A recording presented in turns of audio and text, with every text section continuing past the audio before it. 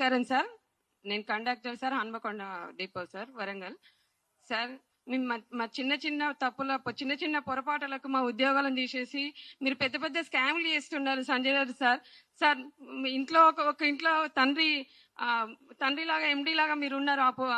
పిల్లలు తప్పు చేస్తే తండ్రి వాళ్ళకి ఆ తప్పు క్షమించమని చెప్తారు సార్.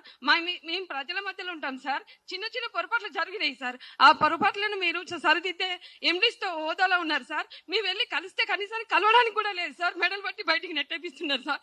మీరు ఏబట్టి మా పిల్లలు రోడ్డు మీదకి వచ్చారు సార్. మా పిల్లలు చావులకు తిండి పెట్టుకోలేని పరిస్థితిలో ఉన్నాం సార్. మేమందరం కలిసి మీరు కనీసానికి మా మీద దయ చూడండి సార్. మా మీద పగబట్టకండి సార్. మీ దండం పెడతాం. ఇసుక మీద బ్రహ్మాస్త్రం లాగా మీ ప్రతాపం మా మీద చెప్పకండి సార్.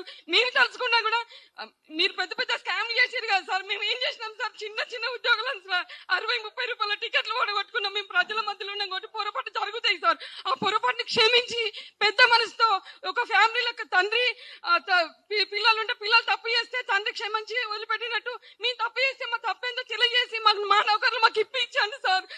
మా అత్త మామలు మా పిల్లలు మేమందరం రోడ్ల మీదకి వచ్చినాం సార్.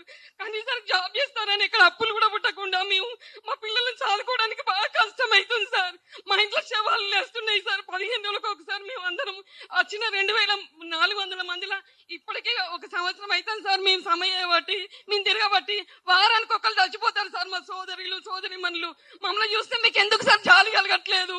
మా పిల్లలు మేము తిండి పెట్టుకునే పరిస్థితిలో ఉన్నాం సార్. మీ దండం పెడతాం.